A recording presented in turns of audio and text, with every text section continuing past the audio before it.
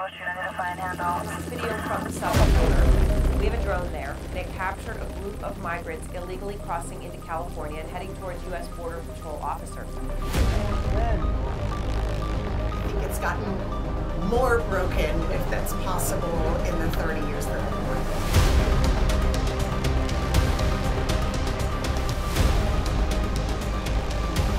Texas to California, it's estimated that tens of thousands of migrants are waiting for Title 42 restrictions to end so they can enter the U.S. and seek asylum.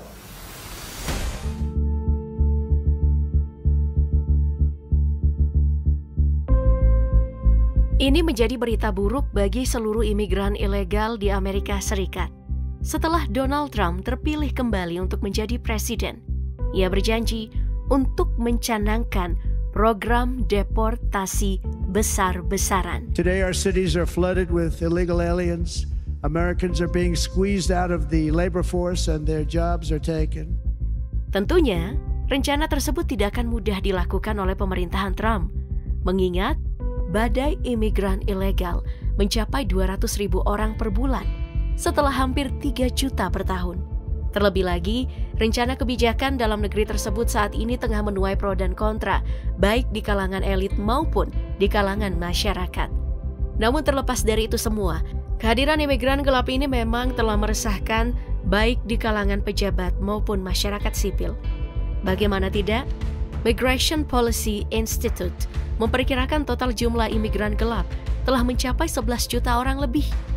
Dan jutaan imigran ilegal tersebut tersebar di berbagai negara bagian di Amerika Serikat, termasuk negara vital seperti California, Texas, Florida, hingga New York.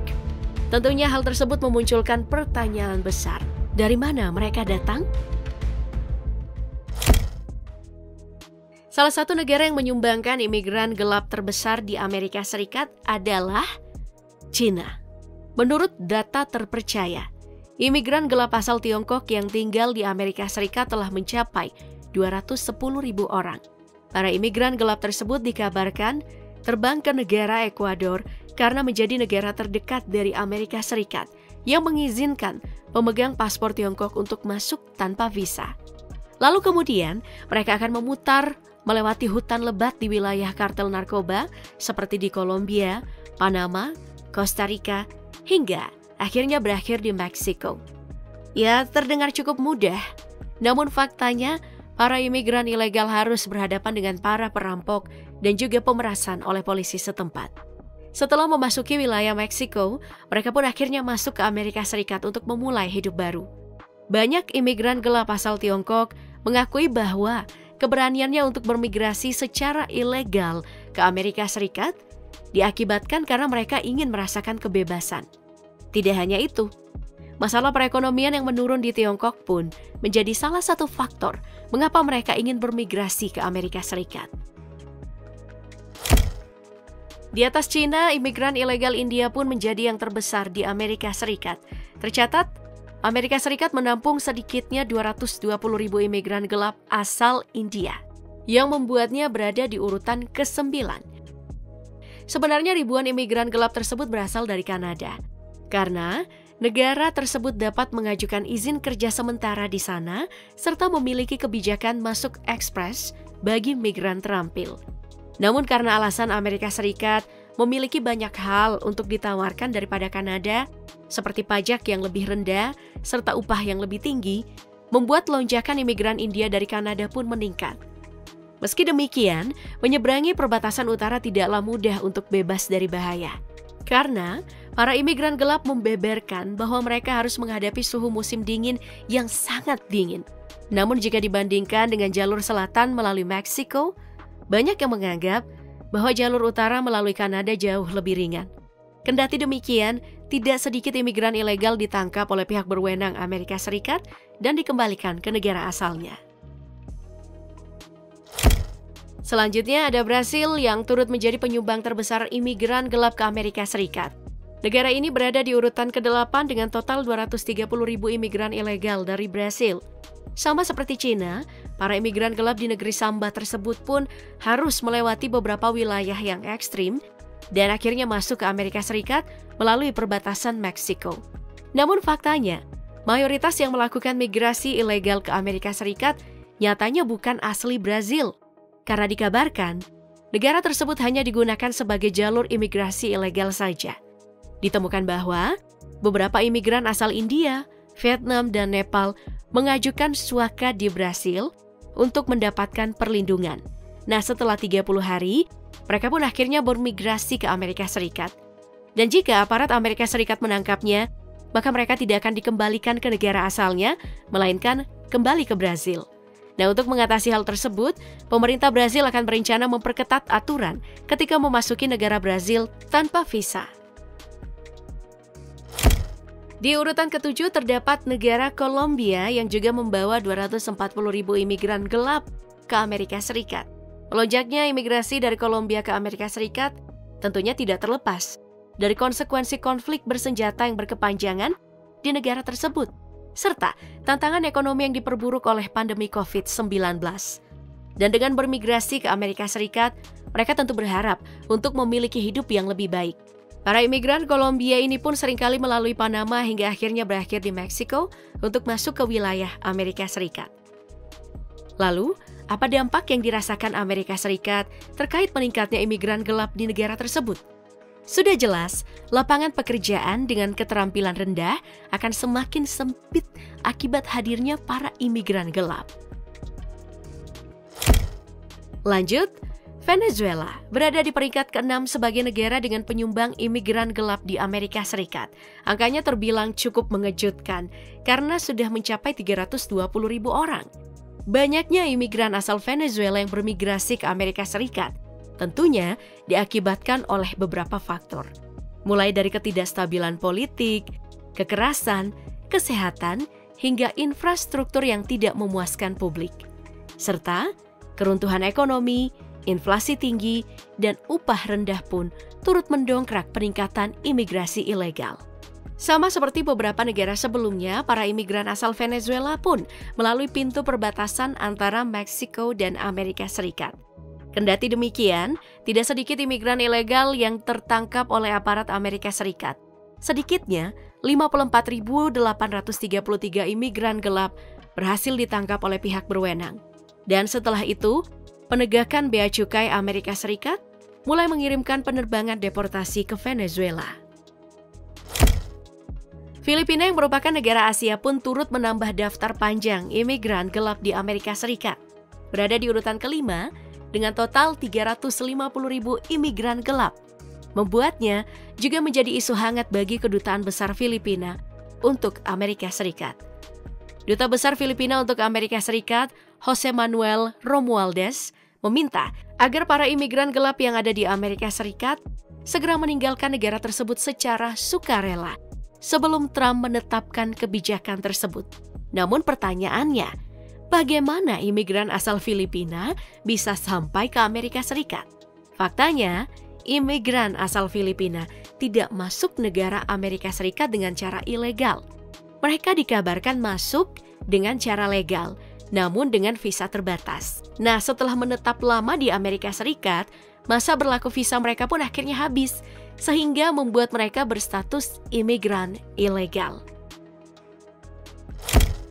Di peringkat keempat ada Honduras yang warganya juga turut serta dalam menambah daftar imigran gelap di Amerika Serikat. Jauh dari Filipina, Honduras tercatat menyumbangkan sekitar 560.000 imigran ilegal di Amerika Serikat. Bukan tanpa alasan, mengingat Honduras terbilang menjadi negara Amerika Latin yang wilayahnya cukup dekat dengan Amerika Serikat. Membuatnya cukup mudah untuk menyeberang melalui Meksiko.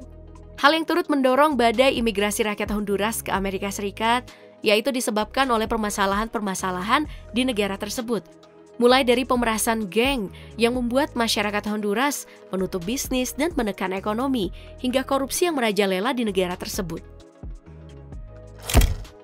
Memasuki urutan 3 besar, El Salvador menjadi negara dengan peringkat ketiga yang turut serta membawa imigran gelap ke Amerika Serikat. Tercatat, 710.000 imigran gelap asal El Salvador bertebaran di beberapa negara bagian di Amerika Serikat.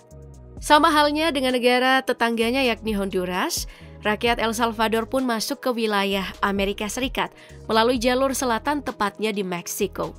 Lalu, apa yang membuat rakyat negara ini memilih untuk meninggalkan tempat kelahirannya? Nah, El Salvador adalah negara terkecil di Amerika Tengah, namun paling padat penduduknya. Sayangnya dengan padat penduduk, perekonomian negara ini justru stagnan. Belum lagi tingkat kejahatan dan kekerasan yang tinggi, serta bencana alam telah mendorong semakin banyak orang untuk bermigrasi tanpa izin atau mencari suaka di luar negeri, dan kebanyakan mereka bermigrasi secara ilegal di Amerika Serikat. Imigran gelap asal Guatemala pun sangat besar di Amerika Serikat, dengan total imigran ilegal sebesar 750.000 orang. Tentunya membuat Guatemala berada di urutan kedua. Hal ini diperkuat oleh wilayah Guatemala yang terbilang cukup dekat dengan jalur transit untuk menyeberang ke Amerika Serikat, yakni Meksiko, membuat badai migrasi di negara tersebut tergolong sangat tinggi. Nah, selain itu, alasan yang mendorong ratusan ribu warga Guatemala bermigrasi secara ilegal ke Amerika Serikat pun itu terbilang cukup kompleks. Mulai dari permasalahan ekonomi, kekerasan, korupsi di tataran pemerintah, hingga perubahan iklim yang ekstrim pun turut menjadi faktor utama. Meski demikian, hal tersebut tidak akan berlangsung lama. Karena Amerika Serikat, Meksiko, dan Guatemala akan bekerja sama dalam menangani imigran gelap yang masuk ke Amerika Serikat. Dan di urutan pertama yang menjadi penyumbang imigran ilegal terbesar di Amerika Serikat jatuh kepada negara Meksiko. Ia bukan hanya menjadi jalur transit untuk melewati perbatasan, tapi juga menjadi negara dengan imigran terbesar nomor 1 di Amerika Serikat. Tercatat, lebih dari 4,8 juta imigran gelap yang berasal dari negara dengan julukan L3 ini. Dari banyaknya imigran gelap dari berbagai negara yang melalui jalur Meksiko, mereka biasanya menyeberangi perbatasan dengan menyewa penyelundupan manusia untuk membantu mereka menyeberangi perbatasan. Mereka yang beroperasi di perbatasan Amerika Serikat-Meksiko dikenal secara informal sebagai coyotajes atau coyote, dan seringkali menjadi bagian dari jaringan kriminal yang luas di seluruh Meksiko. Tidak hanya itu, ada pula geng kriminal yang menyelundupkan imigran ilegal dari Tiongkok yang dikenal sebagai snakeheads dan mengenakan biaya hingga $70.000 per orangnya. Uniknya, biaya tersebut bisa dibayar setelah para imigran gelap bekerja di Amerika Serikat. Ada beberapa alasan mengapa warga Meksiko meninggalkan negaranya. Peluang ekonomi yang lebih besar, kekerasan, hingga maraknya kasus korupsi di negara tersebut membuat orang-orang di Meksiko memilih untuk pindah ke Amerika Serikat. Belum lagi dengan penciptaan lapangan kerja yang tidak memadai di Meksiko pun turut menambah alasan kuat bagi para imigran gelap. Meski begitu, banyak kekhawatiran warga asli Amerika Serikat mengenai keberadaan imigran gelap asal Meksiko. Mereka takut jika imigran gelap tersebut akan melakukan tindakan-tindakan kriminal seperti dari negara asalnya. Namun apakah dugaan tersebut benar? Untuk menjawabnya, kalian bisa melihat salah satu kota di Texas bernama El Paso. Dikabarkan, El Paso menjadi salah satu kota dengan imigran asal Meksiko terbesar di Amerika Serikat. Namun faktanya, El Paso adalah salah satu kota teraman di Amerika Serikat dengan tingkat pembunuhan 2,4 per 100.000 penduduk. Ini menunjukkan bahwa imigran gelap asal Meksiko tidak selamanya melakukan tindak kriminal.